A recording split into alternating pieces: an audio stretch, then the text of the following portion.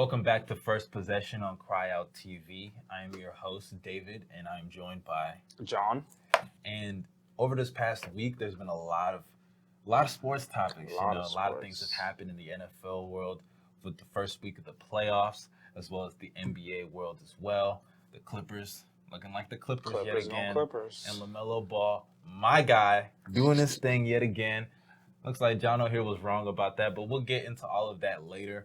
We're going to start things off with my harsh truth of the day. And this year, I'm sorry. It's been a rough 24 hours. Yeah. It's been a very rough 24 hours. I'll go easy on you today. Yeah, I'll be easy. It's been rough. It's been a very rough 24 hours because as a Steelers fan myself, going into this game, I had the mindset of Juju Smith-Schuster. The Browns are the Browns. How could we lose to the Browns? Yep. And when you think like that and have this mentality that you're just head and shoulders above your competition, you play down to it. Absolutely. And I'm not even sitting here saying the Browns are not good. The Browns they taught all of us that they're legit. Like, that's a legitimately good team. And I underestimated them. I think the Steelers did as well. Ben Roethlisberger, man, he is clearly not the Ben Roethlisberger of old. And I think we all kind of knew that, but we didn't know it was to this extent. Yeah. 2 interceptions in the first quarter alone. One of them returned for a touchdown. And now, granted, one of his interceptions came off of a tip, so I won't get on him too much. But my harsh truth comes down to this. A couple years ago, Ben Roethlisberger said he wanted to retire.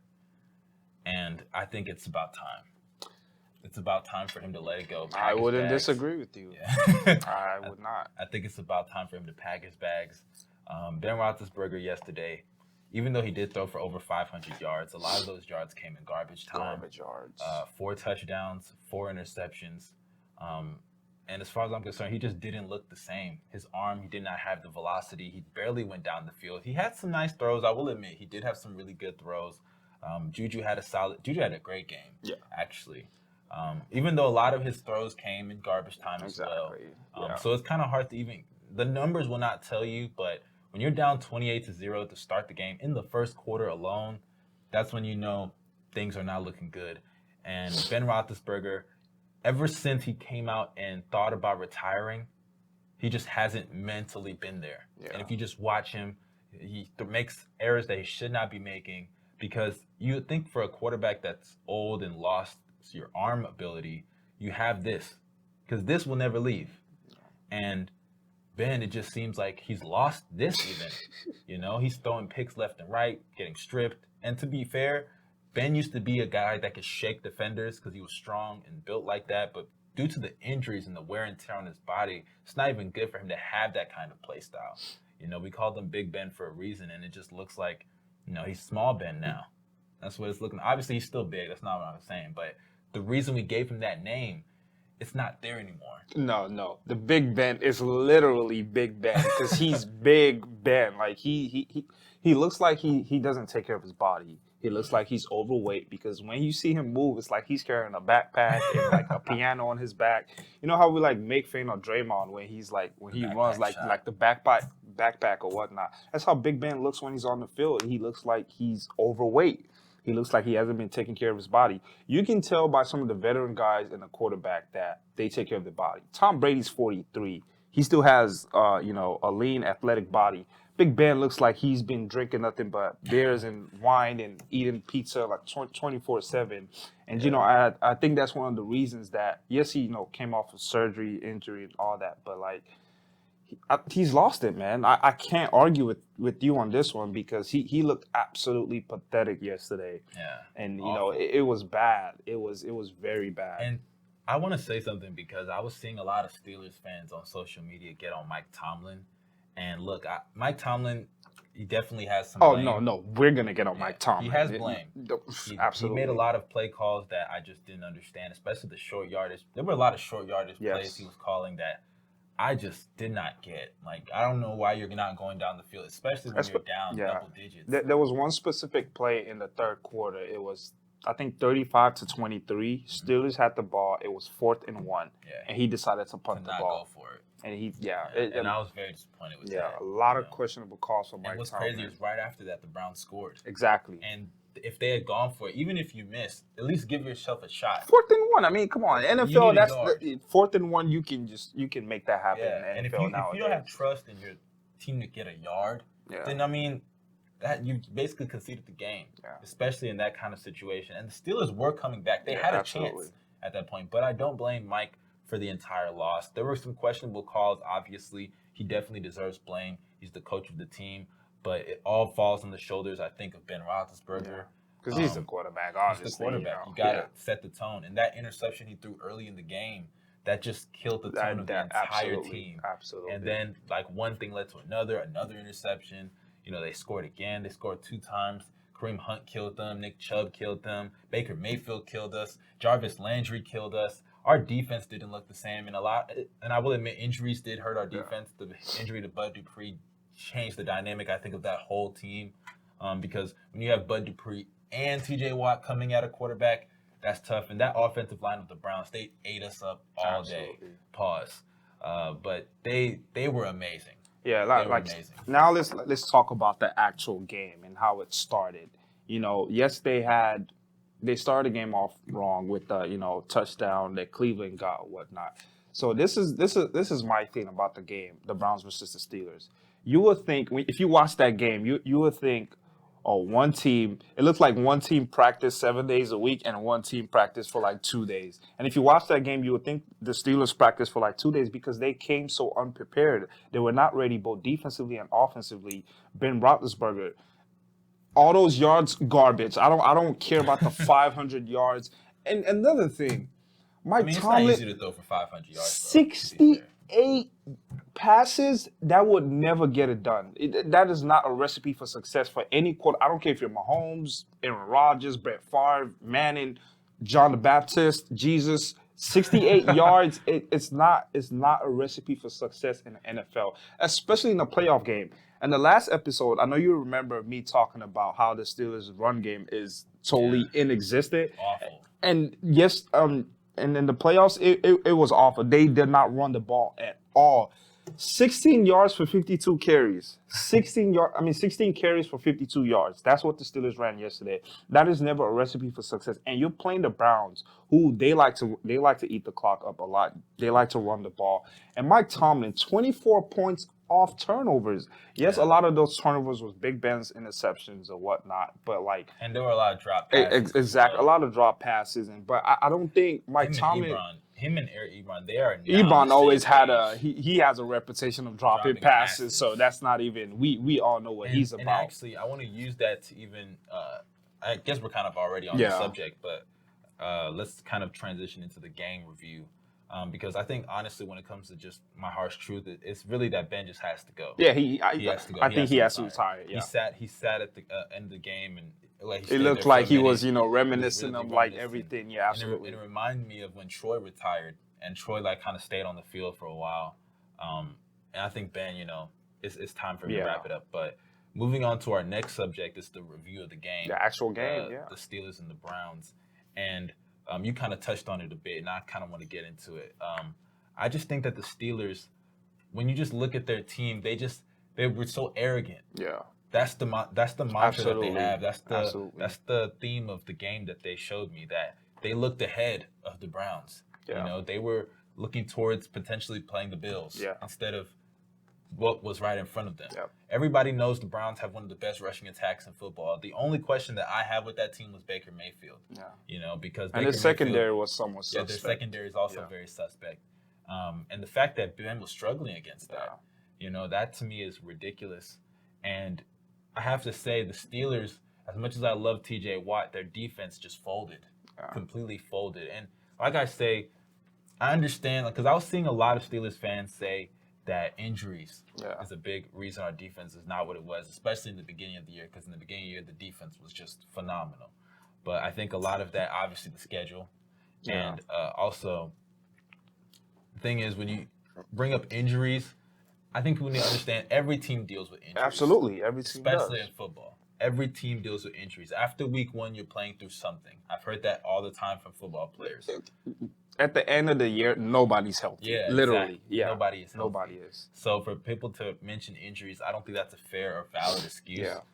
Because every team's going through stuff. We just saw the Rams win with the injured Jared Goff. Exactly. So to me, that's not a valid excuse. And you can't really blame one particular player. There's a lot of blame to go around. But if I had to, if you put a gun in my head and say pick somebody, I got to pick Ben Roethlisberger because you're the leader of that team. Yeah. And Juju Smith, I see a lot of people clowning him with the TikTok. No, he deserves every single bit of it. Now, I do think that when people sit there and say that he's a distraction for his team with the TikToks, I think that's a little too much. Okay. They were 11-0 with Exactly. the TikTok, They were so 11-0 I don't with want to TikTok, use that so as, that's not an as an excuse. Yeah. It's not an excuse. It's just easy to clown. It's easy to target somebody. And I think this year showed that Juju isn't a number one. Chase Claypool is a nice little receiver, but he's not even close to the level of all these other. I've seen people put him in the conversations with Jerry Jeudy and Justin Jefferson and all these nice young receivers. And I'm like, yo, can we pump the brakes on Chase? Not. Chase isn't even the number one on his team. Yeah. He's the number 2. You know, he's had some great games. Don't get me wrong. I know his fantasy numbers are looking nice some weeks. He had a nice early start to the year. He had a great start to the year, and he was good at Notre Dame. Yeah. I'm not saying he can't become a number 1 or he can't become a great receiver, but as of now, that's not where he is. No. You know, and just overall, this receiving core, Deontay Johnson, he had a great game statistically, at least. You know, a lot of those empty stats, but a lot of these receivers, they're not built to be, you know, consistent, reliable options. Yeah. The only one that is Juju. Yeah, and Juju is number 2. Yeah, he's not a number 1 in this league at all. And you know, I'd like to focus more on the Cleveland side of the game, but I would just say a couple of things about Mike Tomlin and the Steelers. Mike Tomlin, I mean, you know, we love having black coaches in the NFL because of, you know, there are not many of them. So when we do have them and have them as successful as Mike Tomlin, you know, we want to give them credit and give them the benefit of the doubt. But in the last decade, the Steelers have 3 wins, 3 playoff wins in the last decade. And who are those 3 wins against? The quarterback, A.J. McCarron, Matt Moore, and Alex Smith. Those are the 3 quarterbacks that Mike Tomlin has beat in the last decade. So we're going to... And by the way, we lost to Blake Bortles. Exactly. So we're going to start having some conversation about Mike Tomlin. He's a Hall of Fame coach, solidified. Nobody's arguing that. But the job he has done recently with the Steelers, it's very questionable. And, you know, they got 24 points off turnovers yesterday. Yes, he's not the one going out there and throwing the picks or whatnot. But like you said, it seems a lot of their stars were distracted before the game. They were looking over. I don't think he did a good job preparing his team mentally for the Cleveland Browns because it's like they didn't even acknowledge that the Browns were a legit team or whatnot. And we talked about how the Steelers do not run the game. Since week 5, they only have 100 rushing yard game. One since week 5. That's over 10 plus weeks without having 100 rushing yard game. And you know, yesterday they ran the ball for 16 carries and 52 yards. And I think Mike Tomlin has to do a better job. Tell him Big Ben to just back up and throw 68 times. That's never going to get it done. Especially at his age. Especially at his age, dealing with all those injuries and whatnot. That's never going to get it done. And I think, you know, we're going to start having some questions about Mike Tomlin and the job he's doing in, you know, Pittsburgh. Yes, that defense is legit. The defense has always been legit, but, you know, they've got to figure out something. They looked legit yesterday. They've got to figure out what to do with Big Ben and, you know, get a quarterback, get a running back, get something. You let go of Le'Veon Bell, you let go of Antonio Brown, and now you're stuck with Big Ben and Juju, who's not a true number 1. You know, but I would consider, and I know I've heard a lot of people say this, and I don't even know how they would get it done. Yeah, if they could find a way to get Deshaun, you go ahead and do that. Yeah, I don't think they have enough to give the Texans. I mean, what do you give the Texans? I mean, I don't know what you got to give. Juju and Mason Rudolph. You obviously have to give them. What picks do you have? You finished with 12-4. I mean, well, not just that, they're also have a lot of expiring deals. A lot of free agents are up. That's true. You know, and I think they got to part ways with Ben. Yeah. They got to let him go. Yeah. You know. I mean, but I think we have to give the Browns some credit for this game because they played phenomenal. And I think like a lot of people thought, you know, Cleveland is coming into this game. They don't have their coach. They didn't really get to practice during. Stefanski. They didn't get to practice during impressive. the week because of like COVID and stuff like that. So you thought, okay, maybe the Steelers come out and they pounce on them, and the game probably ends in like 2 scores or something. But the Browns were at it from the gates, like they were immediately at it. And I think it's about, yes, we give Josh Allen a lot of credit for his maturity from season 1 to 2 to 3. But I think it's about time we start giving Baker Mayfield some of that credit also, because watching his maturity over the course of that game yesterday, it was amazing to watch. And I think Kevin Stefanski, who was my pick for Coach of the Year, he did a hell of a job preparing the Cleveland Browns for that game yesterday.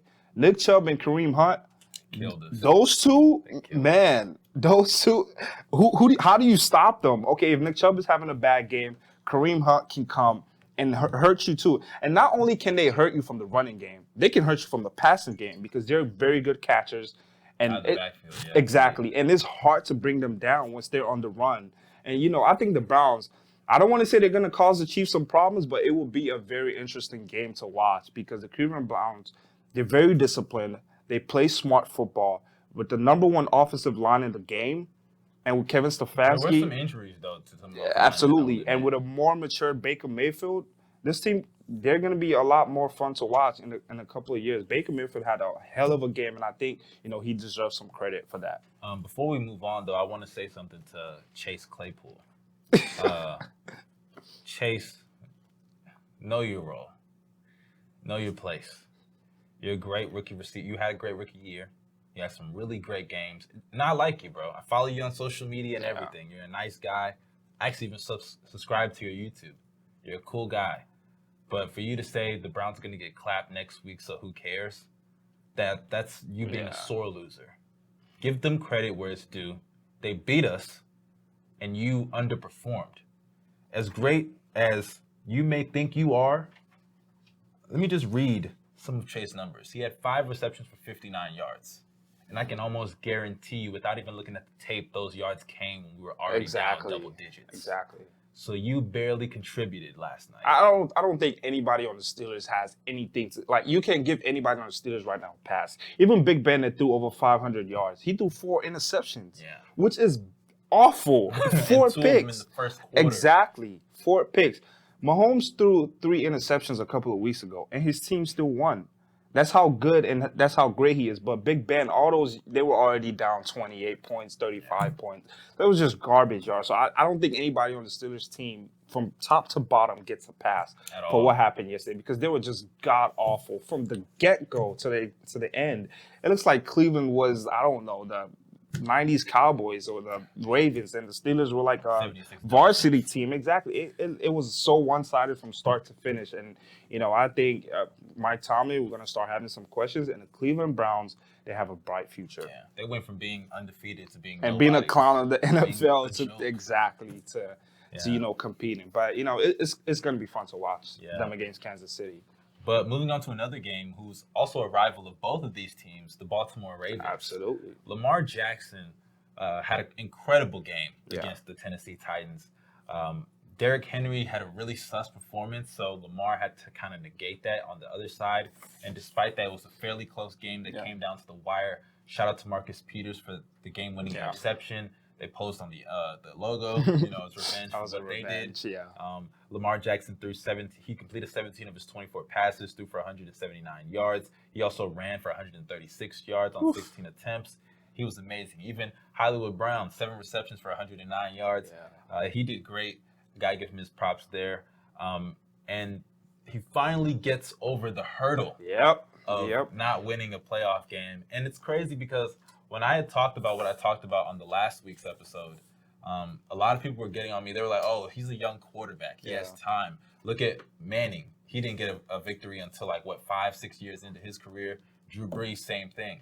And I don't think people understand. Drew Brees wasn't even looked at as an elite quarterback until he got to New Orleans. He was kind of middle of the pack when he was in San Diego. Then you have Peyton Manning. People still to this day, despite him having 2 Super Bowls with 2 different teams, people still call him a choker. They just, a lot of disrespect. Sure, he's a top 5 quarterback, top 10 at the very minimum of all time. But people need to understand, he has a lot of criticism. There's a reason he's not the GOAT.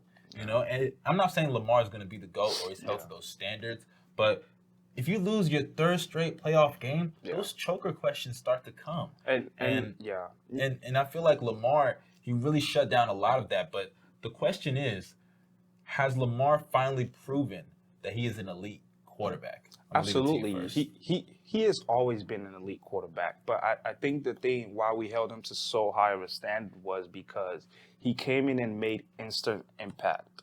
You know, he came in for Joe Flacco in the playoffs. Yeah, he stunk it up or whatnot. But the next year he won the MVP. Yeah. He won the MVP the next year with a 14-2 record. The Ravens that year looked absolutely unstoppable. Literally, that regular season, they beat every top team in the league, and it wasn't even close. They embarrassed Bill Belichick's defense. They embarrassed Jared Goff and the Rams. I think it was like 45-6. They embarrassed literally everybody they played that regular season, and we had high expectations for him. He won the league MVP, and we're like, okay, this team could do a lot of damage in the playoffs. And they came to the playoffs, and then they stunk it up against the Tennessee Titans. And, you know, they got destroyed. So now he has an 0-2 playoff record on his resume with an MVP. So now the questions arise. Is he really that guy? Okay, it's like they give him the James Harden treatment, you know? Like, okay, he great regular season player, but in the playoffs, he can't really come through. And I thought that notion was just absolutely crazy because he's still very young. Lamar Jackson is younger than Joe Burrow, who just got drafted. And hell, he's even younger than Baker Mayfield. And I think it's just crazy that, you know, I think, he did it to himself because of how great he was. But, you know, when you're that great and when you're league MVP and, you know, you put up those numbers, you know, we're not going to hold you so, regular season's good. No, we're going to hold you to a higher standard. You've got to win games. You've got to win playoff games. You've got to win big games. And I think, you know, against the Tennessee Titans, he came up absolutely big. Without him in that game, I don't think they would have won that game because he made some big plays down the stretch that only I think Lamar and the league can make that quarterback. Yes, you know, I don't know why we keep expecting Lamar to be able to throw for 450 yards. He's not Mahomes. He's not Josh Allen with the arm. He's not Aaron Rodgers. But none of those guys are Lamar with their legs. And I think that's where he brings a extra juice to the game and an extra, you know, extra something that no other quarterback, I think, in the league can make. And, you know, Lamar came up big yesterday. He had what? Yeah, you said he had 17 for 24 for 179. But he didn't really hurt anybody with his arm, but with his legs. I think Greg Roman deserves a lot of credit also, the offensive coordinator for the Baltimore Ravens. Because after halftime in the second half, and I was just watching the game, I was like, man, he's in his bag for real because he was calling some ridiculous plays. And the thing about the Ravens that you know they're going to run the ball. But how are they going to run the ball? That's the question. Are they going to with Lamar? Is it going to be Jacob Dobbins? Is it going to be with the tight end? Or they got this fullback, Ricard. Is he going to be with him? And, you know, they have so many options on the front line. They have so many weapons that they can hurt you any which way. And you want Lamar to throw the ball, he can do that also. It's not like he's, you know, okay, he can throw the ball. I'm not saying he can throw the ball like 500 yards and 68 times like Big Ben. But he's a good thrower. He's an average thrower at most, you know. He can throw the ball. And I think, you know, yesterday against the Titans, he shut all those questions down about him being a choker, him being just a regular season wonder and whatnot. And he stepped up to the plate and he outperformed the Tennessee Titans. From top, he outperformed Ryan Tannehill at quarterback, and he outperformed Derrick Henry at running back and in that position also. Okay, I mean, come on. Let me say this. I think he put all those doubters to bed because let's not talk about the Bills game because let's not talk about what I think about that game also because I think he's going to beat the Bills.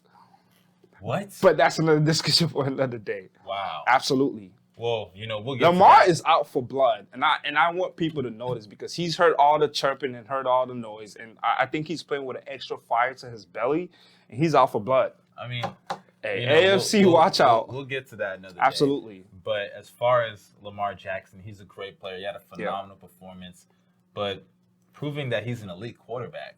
Yeah. I don't think he proved any of that. What? I don't consider Lamar an elite quarterback. Elite? I consider him an elite athlete, but an elite quarterback, I'm sorry, I do not consider him an elite quarterback.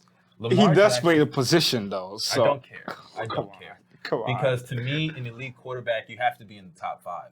Lamar is not in my top 5. Okay, that's fair. He's not in my top 5. That's fair. Patrick Mahomes, Aaron Rodgers, Deshaun Watson, Josh Allen, and I would say I have to think about that. Fifth. Russell Wilson is also in my top 5. Despite that terrible performance yesterday, yeah. Russell Wilson would probably be in my top absolutely. 5 as well. And all 5 of those guys, what can they do?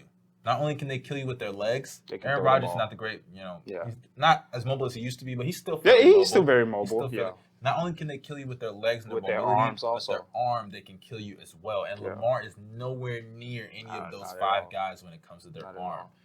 So to me, I don't consider him an elite But none of those guys are Lamar with their legs. I mean, I would say Deshaun is not Lamar with his legs, but when he gets going with his legs, he doesn't have Lamar's speed. I'm not saying he's Lamar's speed, no, but he's still. To me, you don't have to have that speed though. But that's what separates him from every other quarterback in the league, okay, and that's why. But that play style, you can game plan that. You can game plan that. We saw the Titans do it to him last year. We saw. I see he had over 500 total yards, and he had a bunch of interceptions. They forced him to throw the ball in a lot of situations. They forced him to throw 50 times. And when you do that, because that's what he was trailing, and he got down early. Okay, and that's also another question. Because inevitably, it will be, unless the Chiefs lose to the Browns, which we all know that's not going to happen. Lord forbid that happens. Nobody wants to see that. Exactly. So all paths lead to Kansas City, correct? Yes, absolutely. And when they face the Chiefs, I believe they're going to get blown out. Because they're going to have to throw the ball. No, absolutely. And the thing is, I actually think the Ravens match up best compared to anybody. But the problem is, I don't think any defense can stop the Kansas City Chiefs. So when he's going to be forced in situations where he has to throw the ball down the field because he's behind, because the Chiefs' offense is so explosive. They need it's lethal. Exactly. Well, once they get on the field, you might as well throw 7 points on the board. Absolutely. Once Mahomes, Kelsey. A 3 and out is so rare in Kansas City that when it happens, lightning has already struck. It's so rare. So to me, because we all know the path is going to have to go through Kansas City, and we know Lamar and Patrick Mahomes, they're not going anywhere. They're staying on their teams for the next 10 years. Yeah. He's going to have to run into that. He's going to have to get better as a passer. And I think the Ravens need to give him a number 1 receiver because that helps. Absolutely. And, Hollywood Brown finally showed up because he's all talk and he never actually put any, performance. And I think he's been bagging on that game against the Dolphins last year, but that one play. He finally showed up, 7 catches for 109 yards. He made some big plays yesterday, and he helped Lamar out. And I think they've got to get Lamar an actual number 1 receiver. I don't think Hollywood Brown is that guy, but with Brian either. Yeah, with the style of offense that they run, they don't really need a lot of receivers because it's a more run game centric type of offense. So it's usually like multiple tight ends in the game, maybe a fullback and 1 or 2 receivers. But I think getting them an actual receiver and somebody who can catch the ball and who's a deep threat. That will also help with the passing game. Yeah, we know in the NFL you can be a great quarterback, but if you don't have a great receiver, then you wouldn't be as good as everybody knows you to be. But I think unless you're Aaron Rodgers. Yeah, exactly. Obviously, if they get him a number 1 receiver, get him some pieces, I think that will help his passing game develop, better. But at the end of the day, he's finally got that monkey off his back, that playoff win, and now we'll see what he can do next round against the Bills. How I feel about that, brother. But that's another discussion for another day. Well, when we come back from this commercial break, we have some breaking news today. Doug Peterson has been let go. Dougie P. Yeah, he's been let go from the Philadelphia Eagles, and we will give you guys our thoughts. Stay tuned. We'll be back shortly. Welcome back to First Possession on Cryout TV. It's your boy David and John. And we're just going to hop right back into it with breaking news from Philadelphia, Pennsylvania themselves. Doug Peterson has been fired and let go by the organization.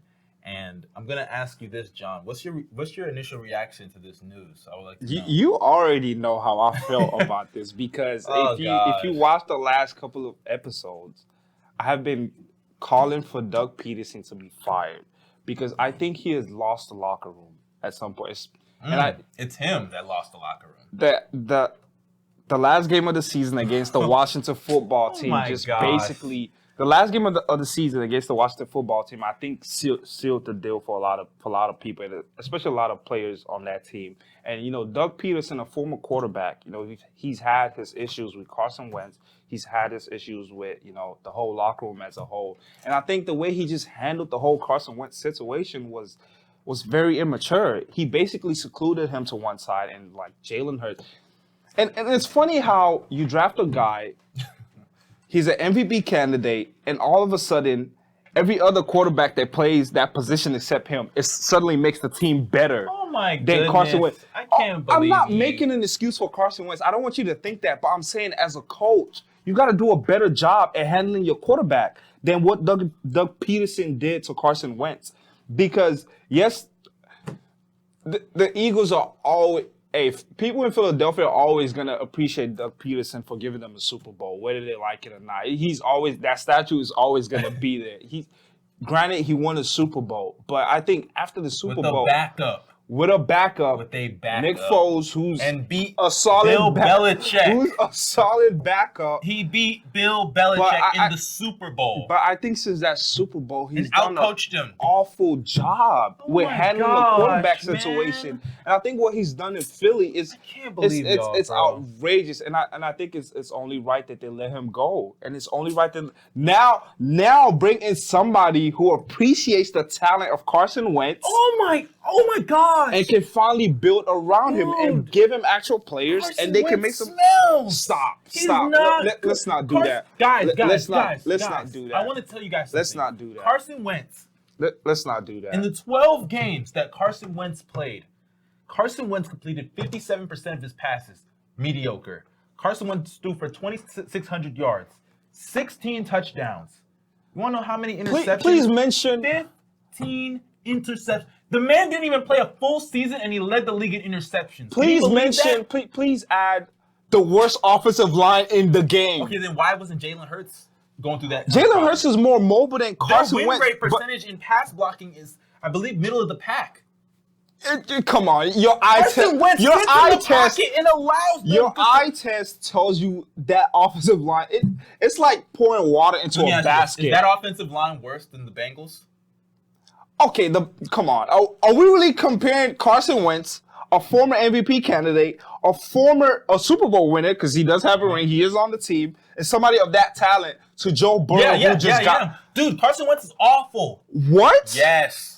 Carson, stop! This is not. So this is the standards we're holding the Eagles to now. The Bengals. That's the standards we're holding the Eagles and the job they've done. It is not 2017 with Carson Wentz. It's 2021. It's like comparing them to the Jets. Bro, it's been 4 years. We're supposed to be comparing them with the elite of the elite. You're not slick. Stop mentioning the MVP here. It's been 4 years, and everything just went downhill from there. Who's How? That's also on card. He's regressed. He has regressed. He hasn't regressed that bad. When you talk about the offensive line, the guy sits in the pocket, passes the ball for 50 seconds, and doesn't move. Not only did he have a better offensive line in 2017, he had actual receivers. If that offensive line is so bad, why is it the Jalen Hurts not makeshift? Who's Carson Wentz throwing the ball to? Why is Jalen Hurts not struggling with that O-line? No. Let me tell you who Carson Wentz was throwing the ball to. Greg Ward Jr. Who is that? A former quarterback. That's who was throwing the ball to. Jalen Reagor, we know he's not even one of the best rookie receivers in this class. We've seen what this class receivers is about. I mean, Justin Jefferson, Jerry Jeudy, CeeDee Lamb. Those guys are elite. And who does the Eagles go draft? A backup quarterback to help Carson Wentz. Carson Wentz. No. Imagine I'm Carson Wentz or you're somebody from the Eagles front office. We want to make you a better quarterback. You're our guy, right? We let Nick Foles walk, but you're our guy. So how are we gonna make you better? We're not gonna draft an elite receiver. Where to go draft a quarterback? You know, there's also issues with his health. Come so on. don't sit there and act like that wasn't a concern also. And I don't agree with them drafting Jalen Hurts. Exactly. But you can't sit there and ignore the And fact they didn't give him that any actual. You can't ignore the fact that also in the locker room, he's a cancer to that locker room. He's a cancer? Yes, he is a locker room. And I don't like to throw that think word that's around. accurate. I don't like to throw that word around. I don't think but that's when you accurate. go in press conferences and you're nonchalant, you're sitting there giving answers like, well, that's just how we do things around here. You're also saying stuff like, we lost the game. That's all I'm concerned about. After you get benched, no, you lost. You got benched because you played trash. So you admit that you're not. So you well. think Doug Peterson has done a good job? I think Doug Peterson has done as great as a job as he can when you have a quarterback that doesn't listen. Carson Wentz changes plays at the line of scrimmage. No. What are you gonna do when the guy changes places at the line of scrimmage? The guy holds the ball too long when he's in the pocket, and he throws stupid passes. He underthrows his receivers. He overthrows his receivers. He doesn't know what he's doing half of the time. He takes sacks when he's not supposed to. He takes off when he's not supposed to. He doesn't take off when he's supposed to do so. What are you going to do with a quarterback like that? You can't tell me you hold Carson Wentz 100% accountable and don't hold Doug Peterson as the head coach. Obviously has I think it's a 50-50 split.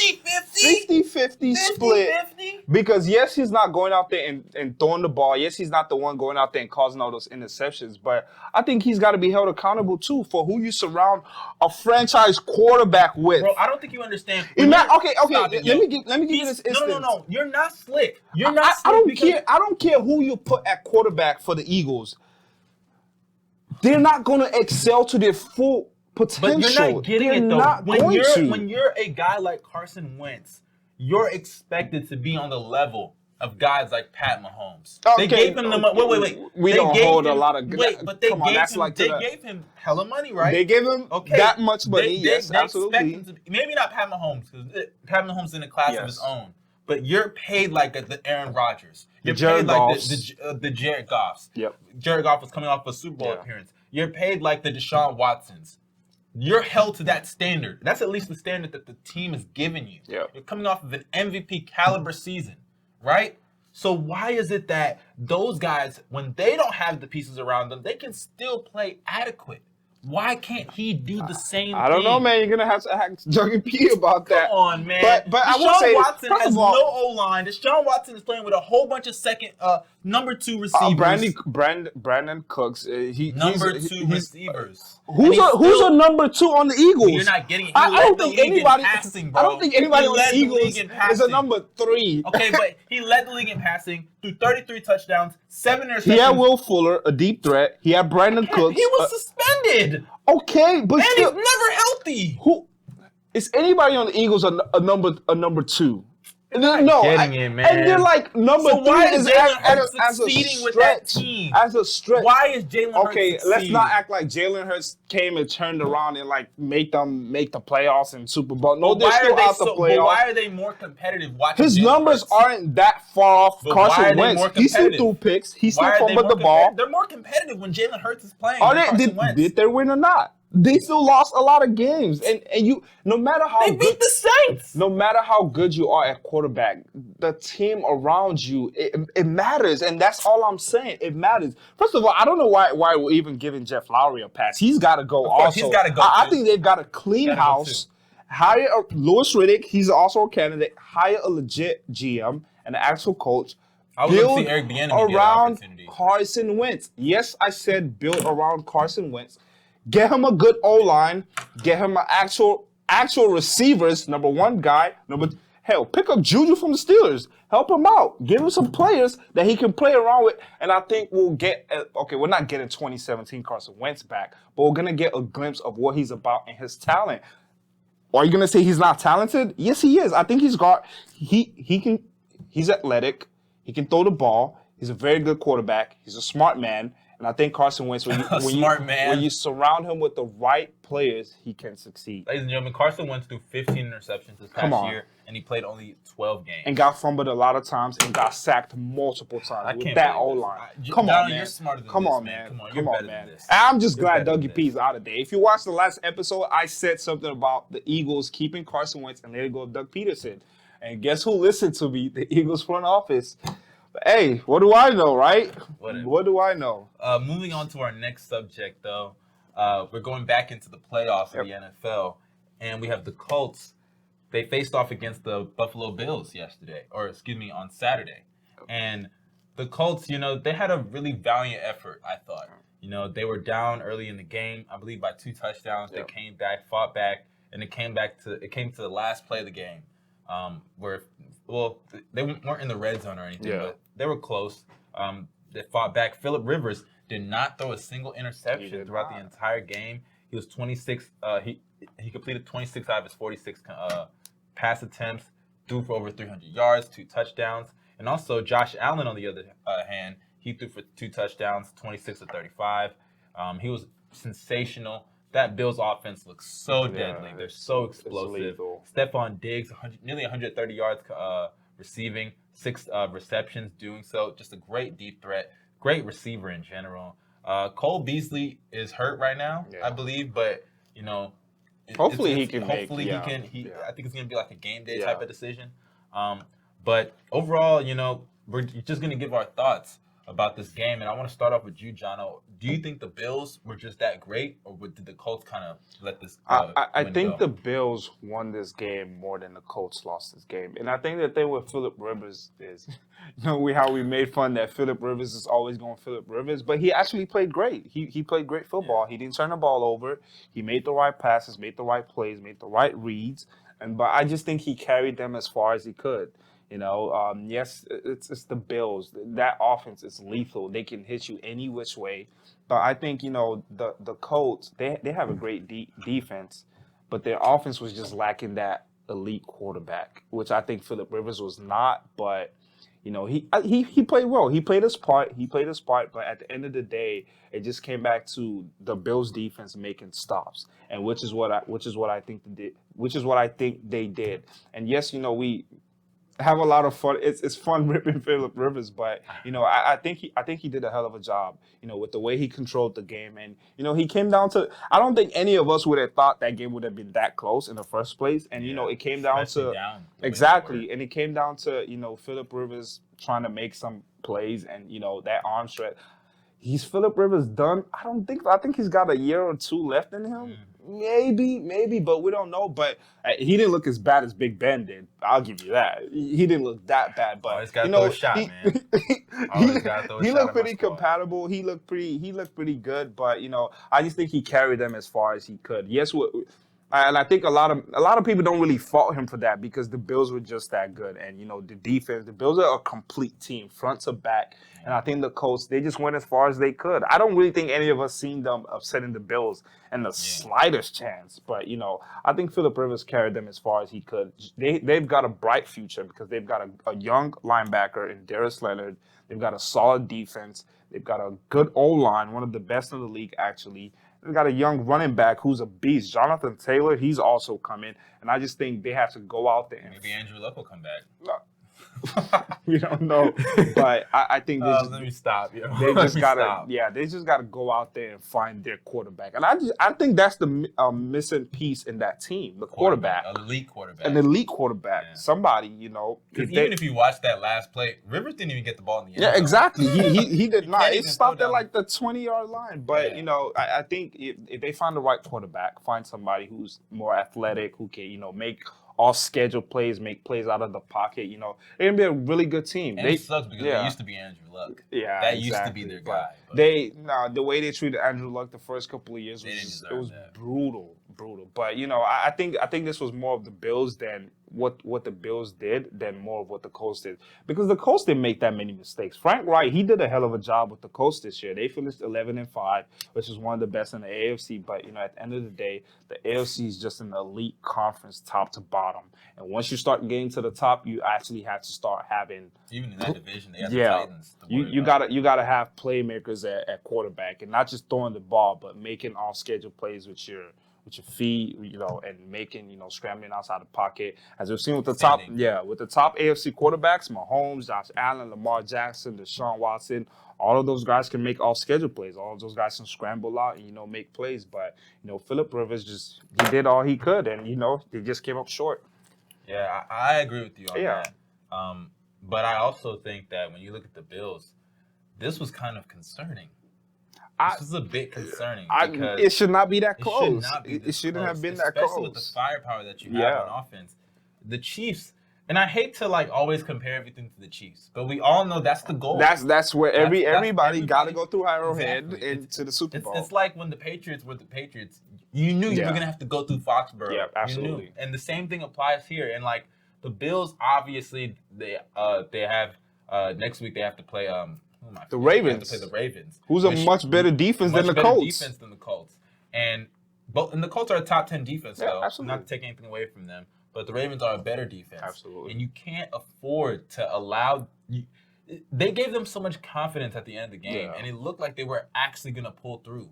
You know, when they got the ball back, Phillip Rivers, if he was just able to throw the ball downfield a little bit more and had some more arm strength, if it was just the Phillip Rivers of just 2 years ago, they would have won this game. Absolutely. And, you know, when you substitute that with Patrick Mahomes, what are you Lamar going to Jackson. do? No. Lamar is not throwing the ball Okay, not throwing the ball back, you know, at they're going to get quarterback. crushed. They're going to get crushed.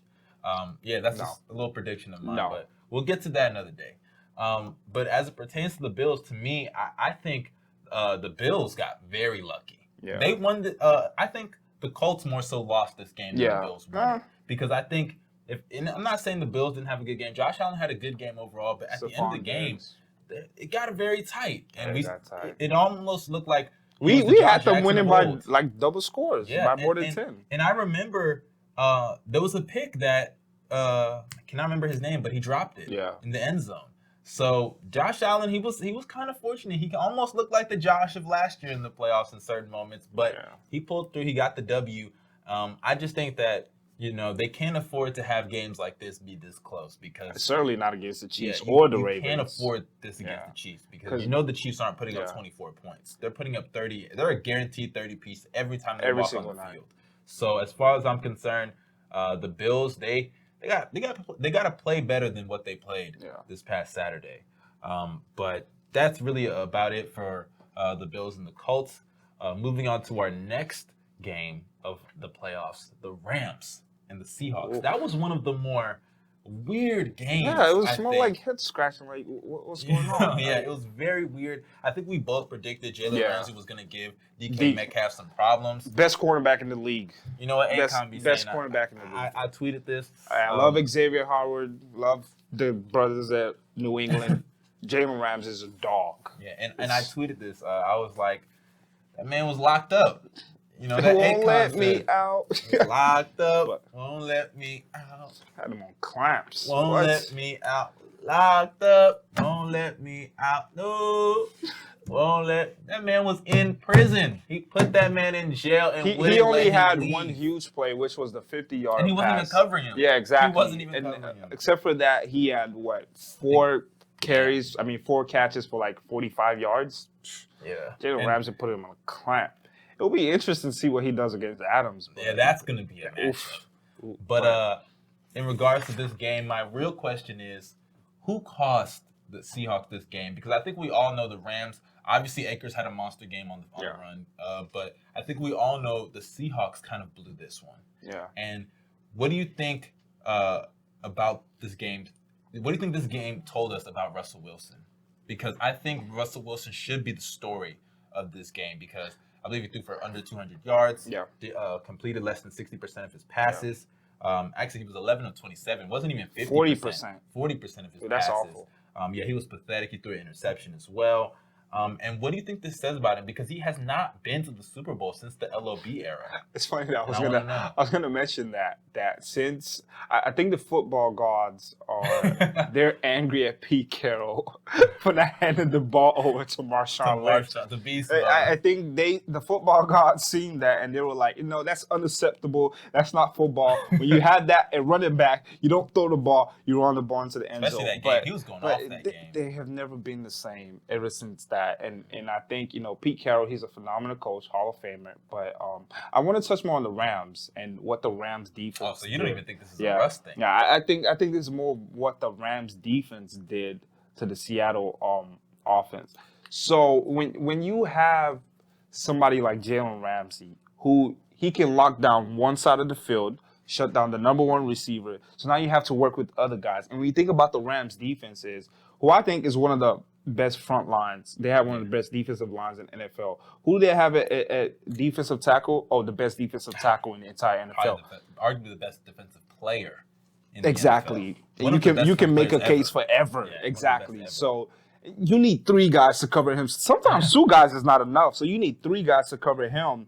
And then you got the best cornerback at the back end covering the number 1 receiver. Exactly. And I just think they took away Russell Wilson's number 1 deep threat, which was Tyler Lockett. DK Metcalf is more of like a short yardage. Okay, maybe sometimes deeper. But Tyler Lockett, they held him to 2 receiving receptions, 43 yards. That won't get it done. And DK Metcalf. I told you that man is just a whatever guy. DK Metcalf, except for the 51-yarder bomb, he had 4 receptions for 45 yards. That will also not get it done against this Rams defense. I mean, that defense is absolutely terrifying. Yes, they struggled down the stretch in the season, but I think they were just dealing with a lot more injuries. How healthy is Aaron Donald? We don't know that yet. I hope he's okay because I want to see him against Aaron Rodgers. But, that defense is terrifying, man. The way they come after the quarterback, and even if they don't come after the quarterback, you can't just sit back and throw the ball because Jalen Ramsey is back there. So you got to be careful how you're throwing the ball. And, they do a hell of a job defensively. And the Seahawks defense, I thought, was better, man. Jamal Adams got, except for the dirty hit, I mean, he was non-existent against the Rams. But look. That defense was just pathetic, man. I want to say something here. I've been saying this, and I've been saying this, and I've been saying this. And he just gets on Jamal Adams. I've been saying this. Jamal Adams is not a real safety. That man is a linebacker, bro. He is terrible in coverage. Oh, he got burned. He got destroyed by Cooper Kupp. Ooh. And y'all know the play I'm talking about. Yep. Cooper mossed him, stole the ball out of his hands. That is embarrassing, yo. Embarrassing. And Cooper Kupp's no scrub. Yeah, I'm not saying he's a scrub. He's not. But if you're Jamal Adams, you know what they gave up for you. You got to improve as a pass cover because you are terrible in coverage. Awful. But, Pootie, they're dead last against the pass. And you're supposed to be a generational talent.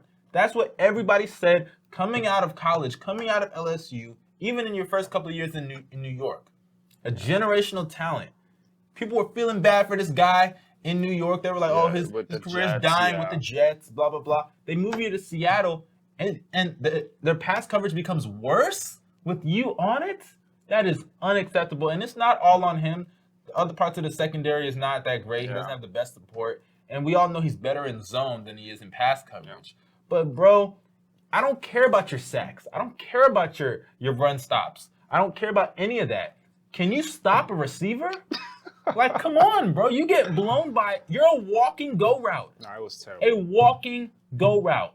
You get blown by more than like Trae Young does in basketball.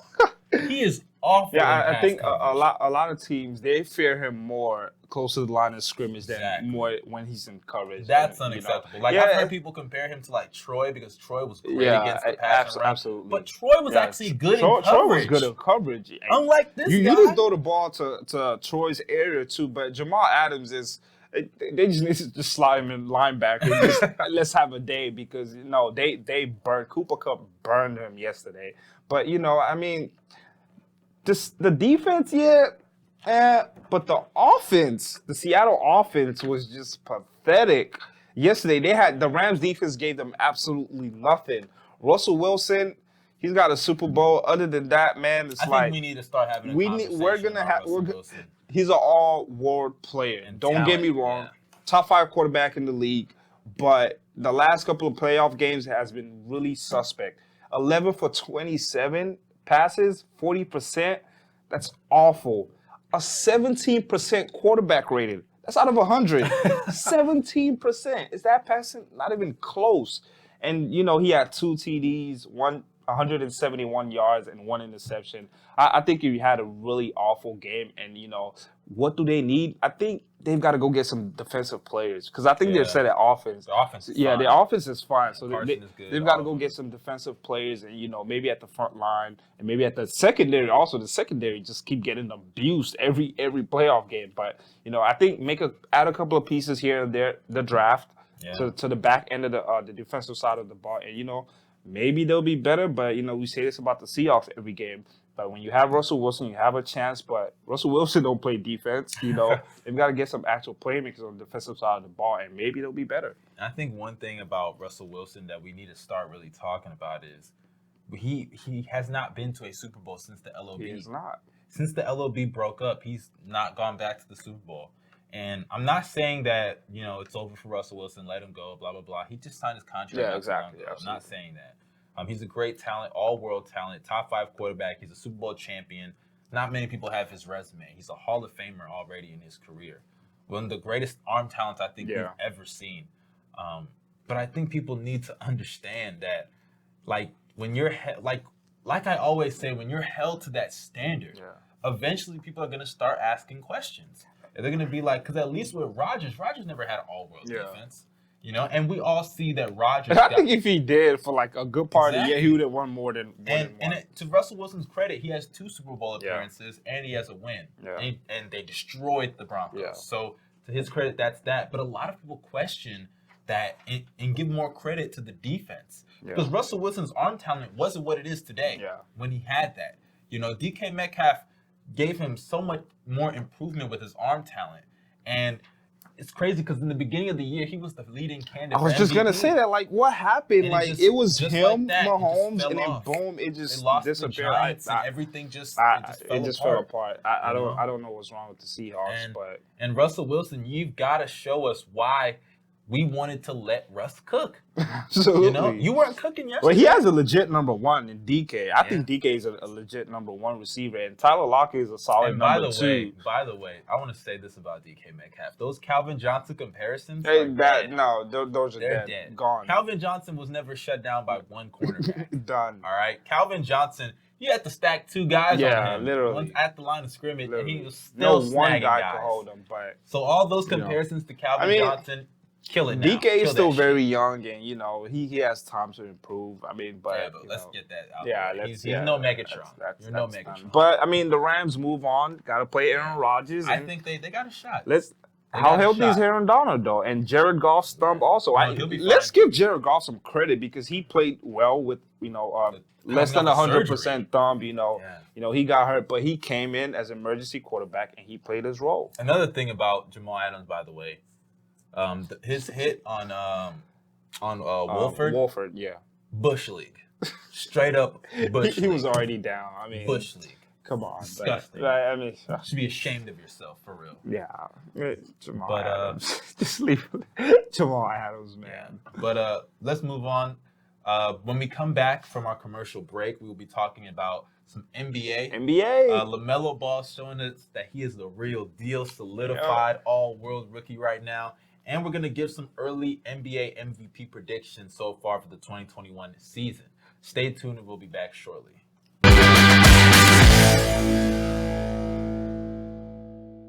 Welcome back to First Possession on Cryout TV. And we're going to hop into the NBA and change gears to a different sport. Basketball, we love it. You know what I'm saying? And life. A lot of things have been going on over the past couple of days. To be specific, though, last episode we talked about Lamelo Ball and if it's time for him to start. And I've been advocating for Lamelo Ball. If you follow me on social media, I've been talking about him time after time after time. I've been saying Devontae Graham is poo. He's been shooting like garbage. Nice little playmaker, but no shot IQ whatsoever. And LaMelo Ball came in with a 20-piece, 10 rebounds, I believe 10 assists. 10 rebounds, 12 assists. 10 rebounds, 12 assists. The youngest player ever to record a triple-double. And what's crazy is his brother was once the youngest player ever to get a triple-double. And then Markelle became the youngest player ever. So Luka. And then it was Luka, and now it's LaMelo Ball. So LaMelo Ball, is he the real deal? Are you ready to admit that he is the real deal, Jono? Because I know he is. So are you ready to officially admit that? He's looked amazing. I'll give you that. And we were talking about should he start, should he not? And I said no. He needs more time on the bench, and he needs to learn the game more. But if you have watched Devontae Graham in the last couple of games, I mean, my goodness, is he shooting the ball awfully? He's playing absolutely pathetic. Totally. And not only is LaMelo playing better now, he's shooting more efficiently. He's shooting the ball better. He's taking smart shots. And I think his teammates love him. And, you know, they love playing with him because he's quick to give up the ball and he doesn't just take dumb shots like Devontae Graham.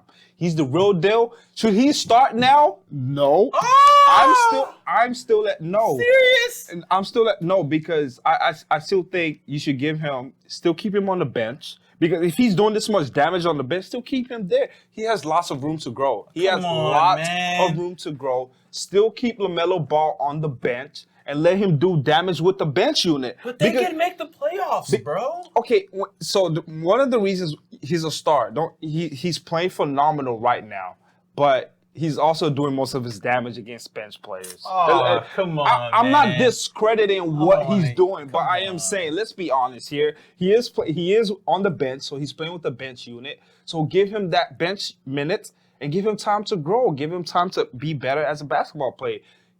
The triple-double, if you watch LaMelo Ball, you see the IQ. The eye test tells you this kid is going to be phenomenal. This kid is going to be absolutely all-world. But I still think it's too early to insert him into the starting lineup. Will the Hornets do it? I don't know. They might, but I still think it's still too early. Still give him those best. Now he's closing games. He wasn't closing games before. Now he's closing games. And you can put him in like a Lou Williams sort of situation. He's not a starter, but he plays sort of starter minutes, but he's just coming off the bench. And I still think that's kind of the situation you have with LaMelo Ball. Devontae Graham, he's not helping his case at all because he's been god-awful shooting the basketball, but he's still got that creativity in him, that playmaking ability. Yes, LaMelo has that also, but he's still very young. He's what, 19? Is he 19 yet? I mean, he's still very young, and he has a lot of room to grow. His time will surely come, but we'll see glimpses that this kid is the real deal. Look, man, I think LaMelo is the real deal. I've been he's special. You, he's bro, special. He needs to start already, special. bro. I wouldn't go that far yet, but he's the third pick in the special. draft. Not only is he the third pick in the draft, but he's averaging 13, 6, and 6, shooting 42 to 43% from the field, also shooting nearly 36% from three, and is also shooting 72% at the free throw line. The guy is going out there making plays for others, creating for himself. You saw that little fadeaway that he hit? That was nice, man. He's got some moves on him. He's got game. He's an aggressive version of what his brother was supposed to be. Yeah. You know, and I hate to bring Lonzo into this, but, you know, they always get compared because they're brothers. Yeah. And to me, when I look at LaMelo, he just has the full package. And considering that he's 6'8", he still might grow. He still might be growing. And he's 19 years old. He has the full package already. His shot may not be where it needs to be in terms of the form, but it's going in. Yeah, it's going in. I guess don't fix it if it ain't broken. Exactly. Lonzo's never worked in the NBA. Like, it was awful from the. Well, he fixed it. No, I'm talking about when he first got drafted in the start. Now he's got a jumper. But LaMelo, he's killing it right now. I think he more than deserves to start. And I know his defense isn't great. He doesn't even care about that side of the ball. Yeah. But I do think he has the length. He tries. Yeah. When he tries, he does have the length and size to keep up with guys. Obviously, he doesn't have the IQ and all that, but those things come with time. And I think that LaMelo will grow into that. I just think that Charlotte's in a position right now where they can say forget it. We're just trying to see where this team is at and develop our players. But I think that LaMelo can contribute to winning basketball with his playmaking and his ability to create for others. And I feel like when you put that in the starting lineup, everybody will get better. Terry Rozier will get better. Gordon Hayward will get better. And maybe that makes Devontae step up his game a bit. Maybe Devontae uses that as motivation to get better. To see a young guy come in and take his spot immediately, maybe he'll get better. And I actually think he'll actually thrive better as a sixth man. Because, you know, when you're with the bench unit, you can throw up whatever you want to throw up. Yeah, you can. You're the best player there. You are right. So maybe he can just do that and be more free to do that. And I think that LaMelo, it's a dangerous man. Yeah, he is. And, you know, I'll say this. I'll say speaking of the playoffs, as we've seen, like, we know what the top 5, 6 teams in the East are going to be. And it now comes down to the 7, 8, 9 team. And, you know, we had teams like the Atlanta Hawks, the Washington Wizards, who have not really looked good over the last couple of games. And can the Charlotte Hornets sneak into there, you know, and make some noise? And I also say this about LaMelo when, you know, pertaining to Lonzo Ball. LaMelo just looks a lot more comfortable. And he looks, his game is not rushed. He looks very poised and very confident. He's always been confident. We see him pull it from half court from high I school. mean, You know, remember that video of him roasting his teammates? exactly. He's like, nobody can guard me. He's always been a very confident player, and I'll say that he looks very comfortable. The game doesn't look sped up to him. It doesn't look rushed. He's playing at his own pace, and you know, he's got the thing with rookies or like rookies coming in the game and making instant impact is we start holding them to such high expectations. Yeah. Oh, he's gotta do this, gotta do that. No, give the kid time to grow. Let him come off the bench. Let him get his numbers. Give him time to grow and see where he can, because he's gonna be a very special player. Yeah, I agree with you. Absolutely. But moving on to our next team, or actually, it's not even a player. Excuse me. I meant team. We're gonna talk about the Toronto Raptors. Oh God, my goodness, the Toronto Raptors. This team has, when you talk about a decline, this is a decline. It's like, you know, when they talk about falling off a cliff, no, the actual fall. Yeah. Not even like, no, it's. So the Toronto Raptors currently, they're 13th in the Eastern Conference. They're 2-7. They're 19th in opponents' points per game. They're in the bottom half of defensive rating. They're 18th. They're 16th in points per game. They're also 18th in offensive rating. They're the bottom half of all the stats. Literally. And they're being led by their poo-poo star, Pascal Siakam piss. And, I mean, I hate to say his name like that, but that's just how he's been playing. He's been playing like piss. Sure, his numbers, they don't look awful on face value. 20 points, 8 rebounds, 5 assists, 45% from the field, 32% from 3, 72% from the free throw line. But I think the issue with Siakam is that he's being forced to be the number one. Yeah, he's not a number one. He has not been looking good at all. So I want to ask you, John, are the Raptors finished, or is this something that they can fix going forward in the season? I don't think it's something they can fix because, as we've seen last year, the playoffs, Pascal Siakam, he's not a number one guy. So the Raptors should just stop forcing the issue with Siakam. First of all, that game-winning shot against Golden State. Ooh. What the hell was that? That was awful. A turnaround fadeaway from about 20 feet. It's god-awful. But I think with the Raptors, they made Kawhi look like Michael Jordan with the way they've looked so bad since he left. And I don't want to say this because they're still a world-class organization, but I think it's time they start a rebuild. They just clear everybody out. Who wants Siakam? Trade him to wants that contract? Trade him to somebody that needs a number 2 guy. Someone will take him. Somebody will take him. You know, I think Kyle Lowry, he's already getting old. You know, he's still a solid player. A trade to absolutely. The Clippers can use a Kyle Lowry. Yeah. You know, Fred VanVleet has a lot of value in the league right now. Been playing well this VanVleet, he's been one of the guys on the team that's been playing very well. But you know, I think it's time to just clear the bus, clear everybody. Let's start an actual rebuild. Let's get a lot of draft picks. Hell, call anybody. Do you want Fred VanVleet? Do a Philly. You know, and I think, you know, start an actual rebuild because, yeah, they let go of DeMar DeRozan, but that came at the cost of Kawhi Leonard, which ultimately brought a championship to the team. But ever since Kawhi left, they just haven't looked good. They haven't looked in any way at a contender in the East. And, you know, I just think they just got to start a whole entire rebuild and just, you know, let everybody go because this team has looked god-awful. What, they're like 2-7 now? They're not making the play. They're not making the playoffs because they've looked bad. They've looked awful. And I want to say this before we move on to the next segment. Pascal Siakam, he's tricked us. He tricked us last year in the regular season. And I think his offensive game, he has no bag. I think he has no bag. I was going to say, I think he's reached his peak. Yeah, he has literally zero bag. I think he's reached his peak because I don't know. It's weird the way it's like, okay, yes, you see him with Kawhi Leonard, but, you know, everybody can be a good number 2 guy when you have an actual number 1 guy. But when it's time to be that guy, you know, some people are just not built for it. You know and I feel like he just has that one spin.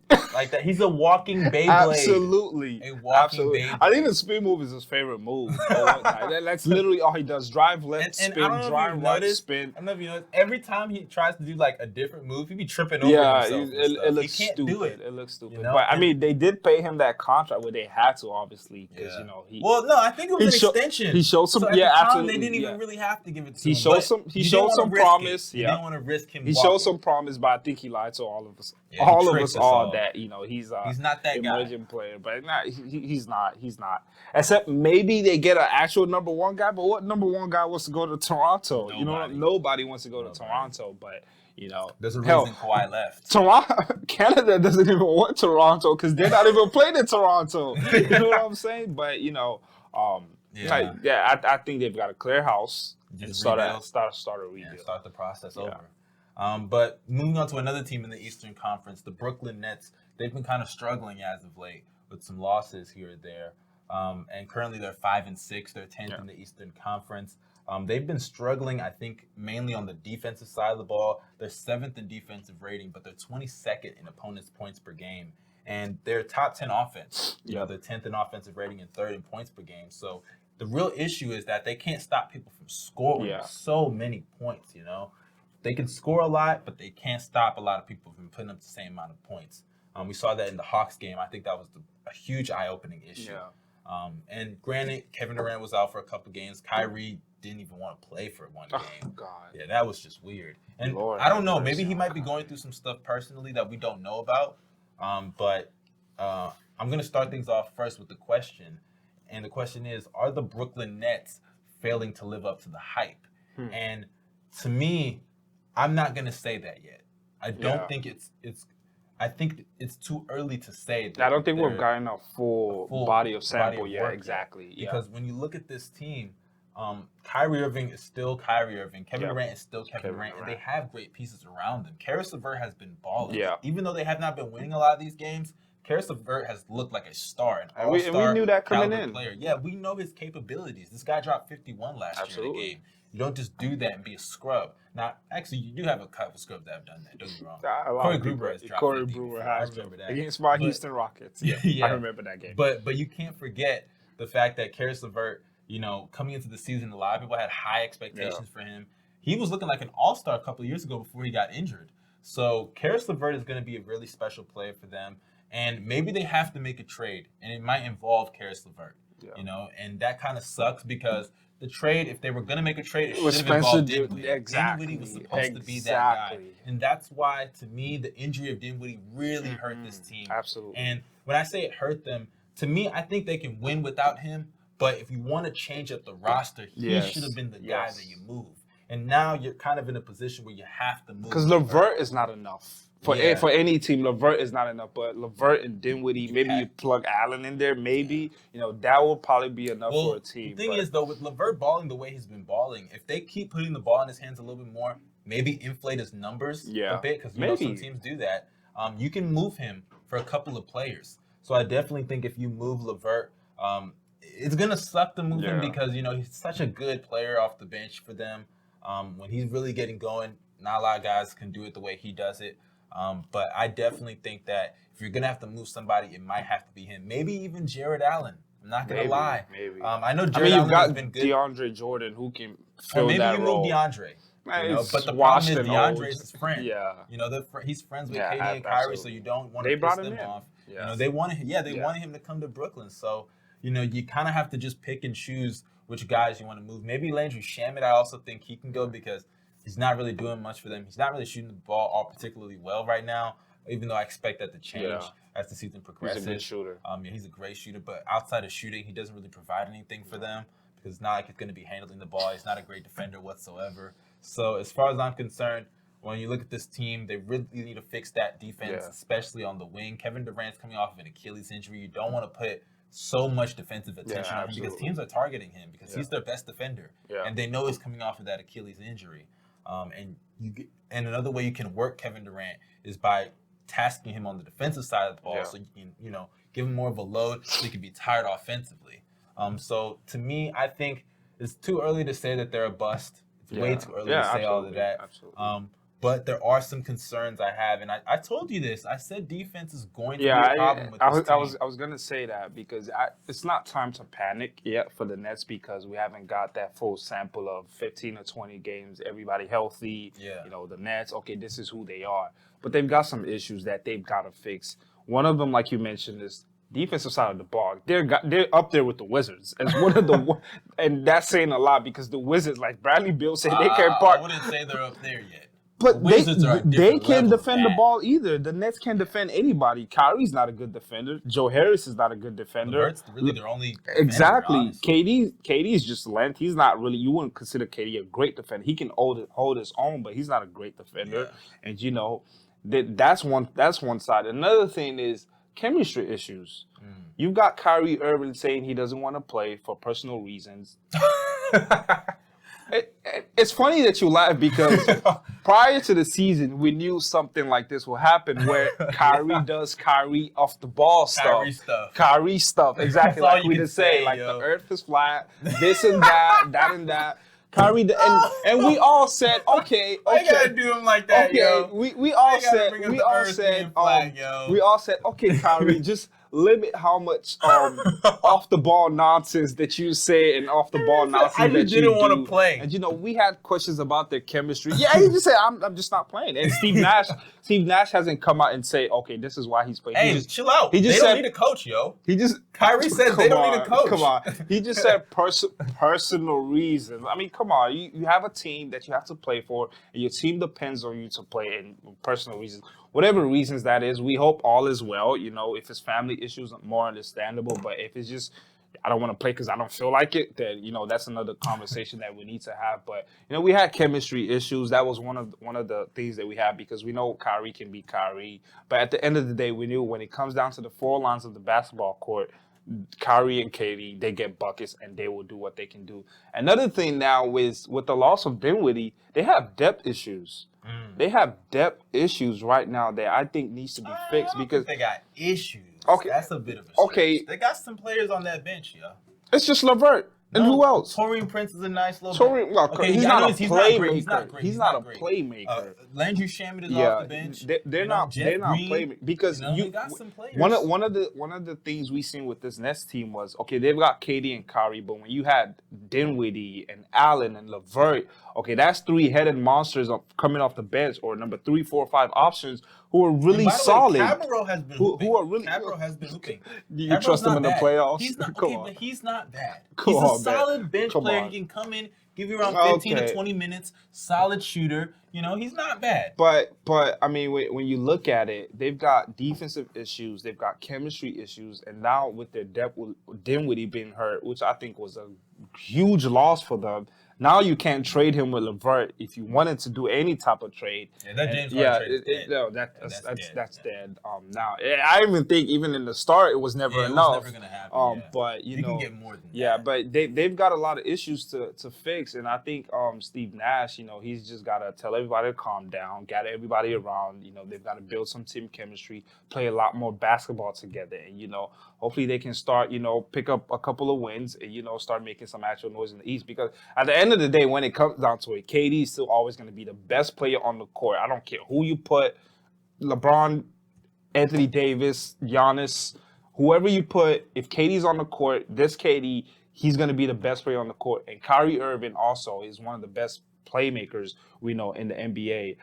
But when you put all those pieces together and you gel all those pieces together, and when it just comes to strictly basketball, there's none better than what we have on the Nets team right now. And I think they'll be just fine. So I don't want to overreact yet, but you know, what is Kyrie doing? We don't know yet. We've got to see, you know, how long does this sit out? But you know, I think they'll be just fine. They'll be just fine because I don't see any. Well, maybe Philly. I don't see any team in the East actually causing them any problems. Yeah, I feel that. You know. Yeah. I just think their defense. Defense is bad. It's bad. I mean, they can be better, but it's been bad. Yeah, they got to get better on that side of the ball. But moving on to our next and final topic, staying on the subject of the NBA, we're going to give some predictions so far of our MVP picks. And you know, there's been a lot of great play from a lot of different players. You know, you got Domantas Sabonis, who I think is a candidate as we speak right now. He's doing his thing in Indiana. You also have Paul George, who I know is the butt of everybody's jokes, but he's having a great year so far. He is. But I'd like to know, who's your early MVP pick so far this season? The best player on the best team in the East, Joel Embiid. He has been phenomenal. And I don't know why we're not talking about Philly. Yes, we all want to ride on this Giannis boat, but they've looked. Yeah, nobody's talking about Giannis. They've looked sus. No, I'm talking about. We always talk about Giannis and the Bucks being the best team in the East here and there, but I think Philly.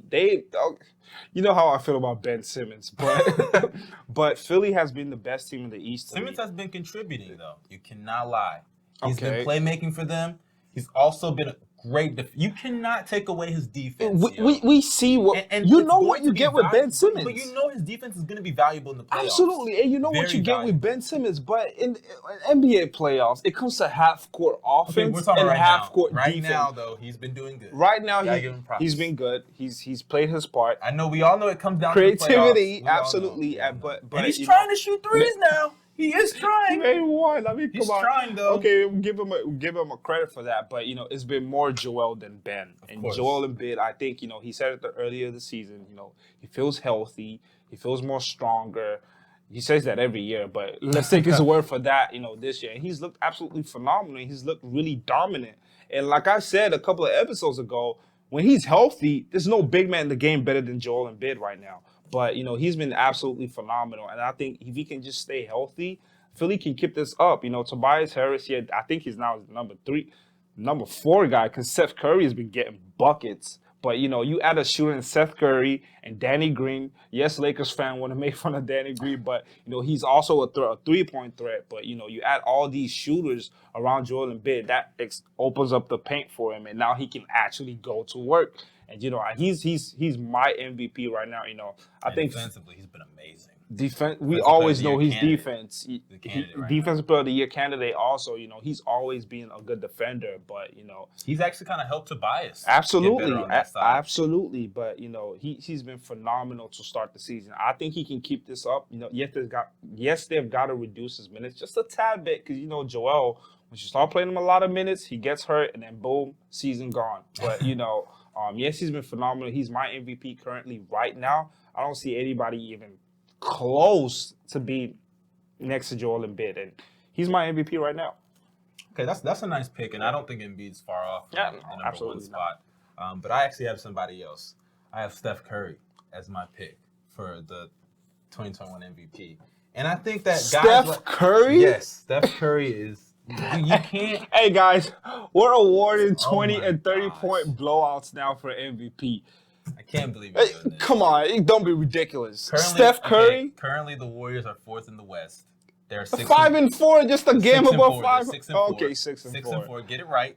Get it right. This guy's And not only ridiculous. that, Steph Curry is he's 2nd in points per game right now. He's currently averaging 29 points, 7 assists, 5 rebounds, shooting 43% from the field, 37% from 3 on 11 attempts a game. He's also shooting 96% at the free throw line. He's been amazing offensively. He's putting up numbers. And considering that he's on it, because when you look at Embiid is also in the East. You have to consider they're in the East. Steph Curry's in the West. They have to face the Clippers. They just came back on the Clippers. I mean, who they lost to the night before? Of course. Okay. But they lost in very close fashion. It wasn't like they got It's still a stopped. loss. Still A a loss loss. is a loss, don't get me wrong. But he came back the next night and gave them a 38-point performance. He was outstanding. 11 assists, He was 3 outstanding. steals, 54% from the field, 9 of 14 from behind the arc. Made all 3 of his free throws. The guy called game on Paul George. Can we Game to Paul George. Can we tell Paul George to stop guarding people in the clutch? Because he gets exposed every time. But Of course, I mean, but Steph Curry, I think, Yeah. offensively, he's been phenomenal. His playmaking has been at an all-time level, high. absolutely. He is, because people look at his assists and they say, "Oh, he's not a great playmaker like other guys." But the gravity that he draws, the attention that he draws, all the other guys benefit. Andrew Yeah. Wiggins is shooting like 40% from 3 right now. he stepped up. He has You stepped gotta up. give him I some gotta credit. I give Andrew Andrew Wiggins Wiggins a has lot stepped of up, blame in the absolutely. beginning of the season because he wasn't playing well in the Yep. beginning, but he has stepped up. Even defensively, he's Yeah. become one of the better perimeter Absolutely. defenders, and I gotta give him credit for that. And I also think offensively, Steph, he is creating so so much for all these other guys. Obviously, Draymond has helped out with playmaking also. I got to give Draymond his credit. But Steph, he's the offensive threat. Everybody knows there's only one guy that can consistently get buckets on that team, and his name is Steph Curry. And I think when you have that kind of attention, you know, and they're winning games, you got to give him credit at a certain point in time. Johnny, come on. I know you don't like my boy, MVP, but he's giving dudes buckets left and right. I wouldn't say he's had a better season than Joel right now. I'll give you that. He also doesn't have somebody like Ben Simmons. He's playing. I mean, what was Draymond a scrub or something? No, but you're not getting what I'm saying. Steph Curry. If Steph Curry had Ben Simmons, is Draymond Green a scrub? Is that? I know you're not just compare Ben Simmons to Draymond Green. You told me Draymond was a solid all-star, which I think he is. When did I say that? He's one of the most, I think, one of the most underrated and most disrespected players in the NBA because people don't take it because if you look earlier in the season when Draymond was out. When Draymond was out, don't give me that. Are we gonna not talk about Are we not gonna talk about the impact that Draymond Green has had on the Warriors? Before Draymond came this season, they got blown out 20, 30, 20. They were getting blown out left and right. And when he came, he just adds so much element to the game that only Draymond can. I mean, come on. Give Draymond Green some credit. Look, I give Draymond Green love more than you ever do. And what, he had like a triple-double yesterday? The reason I laugh, like a triple-double against the Raptors? I laugh and I scoff at him saying what he said isn't even because I don't think Draymond's... It's not like I disagree with what you're saying. It's the fact that people like to boost Steph's help in order to take away from him. Come on. And they do this all the time. They said he couldn't win without Klay. He's doing it right now. They said he can't carry. It's just won a couple of games. Okay, but you can't bash him after the first two games and then let's not act like See, I hate when people do this because they sit there and they bash him after the first two games where they lost to the Nets and they got destroyed by the Bucks. But then now that he's hooping and they're 6-4, fourth in the East, it's only been a couple games. No, don't do that. You don't get to play both sides, yo. It's not fair. Why did we have questions at the start of the season? Because he was playing awful and his team was getting blown out by 20 and 30. So now he's dropping 62 like, oh, Steph Curry's back. But you're just saying 60 like it's nothing, yo. It's something. But we've also got to take into account that the help of Draymond Green being back has freed up some things for him because okay, so when he was getting doubled early in the season, who was he passing the ball to? Kelly Oubre, a terrible playmaker. Andrew Wiggins, who wasn't, really doing a lot at then. But now he's passing the ball to Draymond Green, who I think has one of the highest IQs in the entire NBA. You're also forgetting that without Draymond, he had back-to-back 30-point games that they won. Okay, but they were getting blown out. They won against the Bulls and the Pistons, yo. Bulls and the Pistons, really? Come on. But now man. They actually went. They beat the Clippers. And who's that? That's not mainly because of Draymond. But Draymond Green, he's added an extra element defensively. He's also a playmaker. Yeah. Draymond has been amazing on defense. Playmaker with creativity and all the other things that he brings to the game and his IQ and stuff. But why can't you just acknowledge that Steph is hooping? I didn't say he was. He's hooping. I'll give you that. But I'm saying let's also credit Draymond Green because Steph was hooping at the start of the season. Your MVP pick is Joel Embiid, right? Absolutely. Let's credit Ben Simmons for being great on defense, right? Let's credit Tobias Harris for shooting the ball well and improving on defense. We'll see Joel Embiid without Ben Simmons. He balls out regardless. And we've seen Steph without Draymond. And it gets blown out regardless. Stop, bro. Stop it, yo. Stop it. Give Steph his props. Hey, he deserves some props. I'll give him that. But I mean, come on. Let's not do that. Okay, let me ask you this: if Steph was able to carry this team and they stay on the same pace, they're fourth in the West. 6-4. It's only 10 games. Saying if they end the season in the fourth as the fourth seed, what will you say then? Because think about it, nobody thought they were even going to make the playoffs coming into this year, right? Okay, and that's not been proven wrong yet. You're not getting what I'm saying. It's still a long way to go out, Mustard. You don't want to see it, yo. It's still a long way to go. See my boy succeed. It's still a long way to go. Turn, Steph Curry. Whether the team dropping back-to-back 30-point games without Draymond. Oh, well. It's the Bulls he stunk it up against the Raptors. He stunk it up. He shot awful. 3 for 13 from the field. That's awful. Come on. Who won that game? Come on. They won, but he stunk. Hey, getting carried by Andrew Wiggins. That's funny. Stop. It's one game, That's funny. I mean, come on.